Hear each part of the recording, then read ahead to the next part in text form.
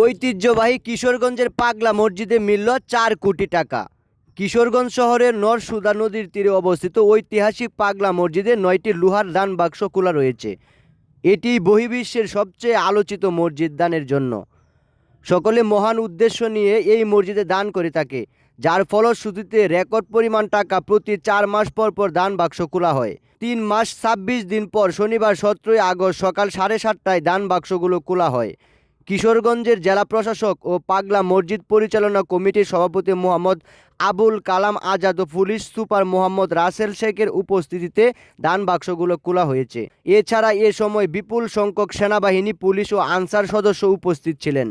কিশোরগঞ্জের জেলা প্রশাসক ও পাগলা মসজিদ পরিচালনা কমিটির সভাপতি মোহাম্মদ আবুল কালাম আজাদ জানান, ৩ মাস ২৬ দিন পর শনিবার সকালে পাগলা মসজিদের ৯টি দান বাক্স খোলা হয়েছে। এবার দিন বেশি হওয়ার একটি ট্যাঙ্ক দেওয়া হয়েছে। পরে মসজিদের দোতলায় এনে টাকা গণনার কাজ শুরু করা হয়। টাকা গণনার কাজে অতিরিক্ত জেলা ম্যাজিস্ট্রেট মহুয়া মমতাজ, মসজিদের পেশ ইমাম মুফতি খলিলুর রহমান, রূপালী ব্যাংকের সহকারী ব্যবস্থাপক এজিএম রফিকুল ইসলাম, সিবিএ নেতা আনোয়ার পারভেজ সহ মসজিদ পরিচালনা কমিটির সদস্য, মসজিদ কমপ্লেক্স উপস্থিত মাদ্রাসার এতিমখানা শিক্ষক শিক্ষার্থীরা মোট ২৩০ জন উপস্থিত ছিলেন। এর আগে সর্বশেষ ২০ এপ্রিল দান বাক্সগুলো খোলা হয়েছিল। কোন রেকর্ড ৭,৭৮,৬৭,৫৩৭ টাকা পাওয়া যায়, যা অতীতের সব রেকর্ড ভেঙে নতুন রেকর্ড সৃষ্টি হয়েছিল। ২২০ জনের একটি দল দীর্ঘ 18.5 ঘন্টা কাজ করে টাকাগুলো গণনা শেষ করেছিল। এবারও তার ব্যতিক্রম নয়। গত শনিবার এই দান বাক্সগুলো খোলা হয়েছে, যেখানে মিলেছে প্রায় ৪ কোটিরও অধিক টাকা।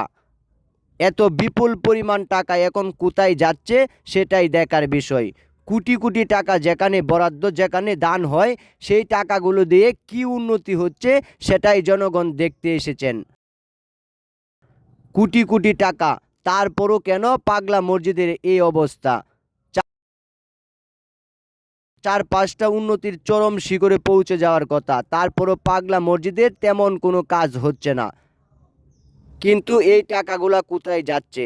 সেই ফলশ্রুতিতে অনেকের ধারণা এই টাকাগুলো বিভিন্ন মসজিদ, বিভিন্ন এতিমখানা এবং মাদ্রাসায় দান করা হয়, যে টাকা দিয়ে বাংলাদেশের বিভিন্ন মসজিদ এবং মাদ্রাসা চলে থাকে।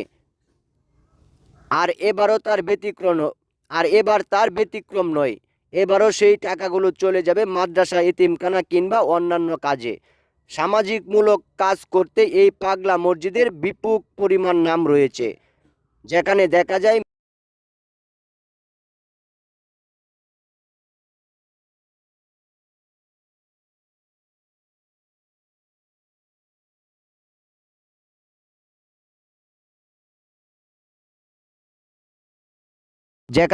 যায় ম্যাজিস্ট্রেট এবং মসজিদ কমিটির মানুষরা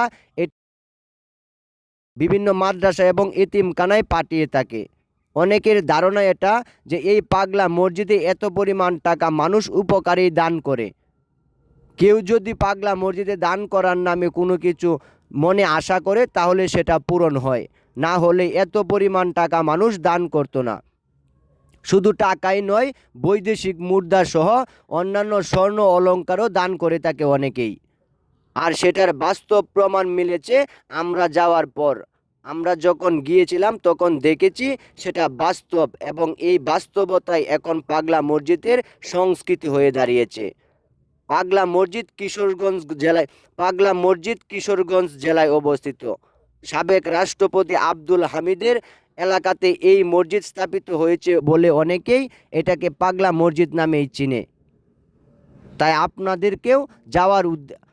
আপনারা যদি যেতে চান, তাহলে কোনো না কোনোভাবে যদি আপনি সময় থাকে, তাহলে পাগলা মসজিদ থেকে ঘুরে আসবেন।